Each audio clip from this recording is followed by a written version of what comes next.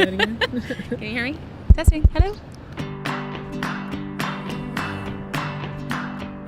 Hi, my name is Jordan Mirabile, and I'm the Director of Administration and Culture at Indy 11 Professional Soccer. Hi, I'm Jessica Squires, a doctor of veterinary medicine. I work at Massive Animal Clinic here in downtown Indianapolis. Hello, my name is Tiffany Atkinson, and I am the brand strategist and founder behind Tag Studio. Hi, my name is Sydney Williams, and I am the Entertainment and Special Events Coordinator with the Miami Dolphins. My name's Shelley. I'm a full-time physician at St. Vincent Hospital, and I live in Indianapolis, Indiana. I'm Ree Johns, and I'm the Marketing and Communications Manager at Beyond Monumental. I am Taryn, and I am a middle school English teacher. Hi, I am Carrie, and I am what's called a secondary department head for English in the same school district as Taryn, and we teach on the west side of Indy. Yeah. And that's what we do during the day. We wanted to do something more to fill our buckets and to be creative and really to do more for women in the area, in our community, and around, so we decided to launch our own podcast. Yeah, Audacity Rising. Yeah. It's kind of hard to answer the question of a brief description of what I do on a daily basis, because the beauty of working in events is every day is different. So I handle all of our email marketing, all of our PR, all of our digital communications, print communications, print advertising, digital advertising, and communications with our participants. So I'm a hospitalist, so basically I take care of patients in the inpatient setting only. I don't see any patients in the outpatient. I watch them during their hospital course, and I connect with them and their families. So on a daily basis, I am seeing patients usually from 8 to 6, depends on the day, whether I'm seeing puppies or kittens. I see a lot of senior pets, kind of a lot in between as well. I help small businesses, solopreneurs, multipreneurs, startups. I help them brand their businesses, figure out their mission, their why, their audience. At Indy 11, I'm in charge of staff engagement, general onboarding, office aesthetics, and overall company culture. So I think the biggest struggle for me was the time commitment that medicine required and the amount of years we put in.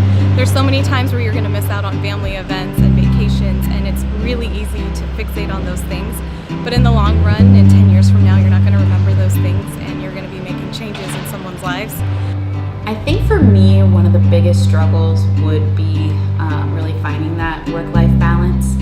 For me, I have always been one to kind of be on the go, and I never want to say no to working another event or working another weekend or doing another task or adding more to my plate. The biggest struggle since graduating is just being confident in my ability to be a doctor. Being confident in that has probably been one of the hardest things for me to do, but with a lot of really good mentorship and a lot of really supportive people around me on my team at Cityway, I'm definitely there. I started this career as a college runner with a math degree in marketing, and my biggest struggle was not knowing anything. But I was really lucky to have someone, a boss, who was really good at connecting me with different people in the industry already. I am my hardest customer and my biggest critic. I'm a big perfectionist, so it can just be hard to figure out where is that good enough line for me. I think the biggest struggle for women in sports is not being taken seriously. Oftentimes when a girl says, "Oh, I love XYZ team," a guy will say, "Oh, well, name 12 players." And that's not helpful. A girl could know a lot about a sport and not know who their GM is. I would say just, be strong, be heard.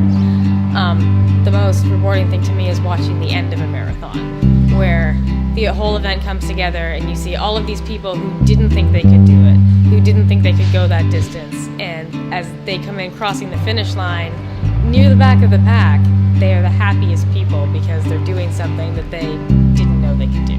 I got to have a large role in putting together the Miami Open, and that was the very first time that this event has even been at Hard Rock Stadium. So we were building this event from ground up, like knowing where everything needed to go and like directing people of where everything needed to be, and just being in the moment and in the heat of all the action. I would say that's something that I would count as a success story.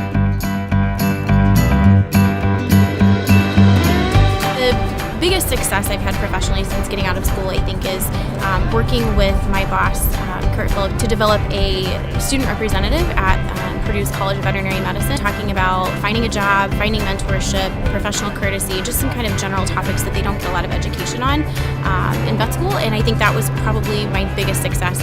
Okay, my biggest success, I would say right now, is the fact that I stopped feeling like I needed to prove myself to people.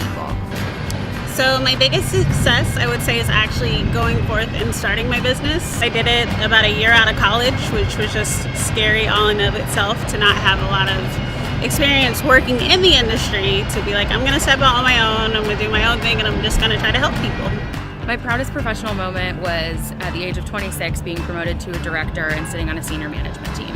I would say, if I think about my biggest success in teaching, if we wanted to just like really zoom into that, I think in the last couple of years, I've just, when you walk into your classroom and me, like I said, you know, more of that self-conscious person, I'm just so confident and I can see those light bulbs click with the kids. And again, that's a cheesy teacher answer, but it's true. I mean, That's true. yeah. And I have a student teacher this year, and she has been like so complimentary of like, wow, you know, like you've taught me so much. And so those are like smaller things, but things that I find successful. And I also think that the fact that we launched the podcast when we did, I think that's a success, and that we've just continued to do it because We knew nothing. nothing. We know more, but I think just 6 months in, that's a huge success, period.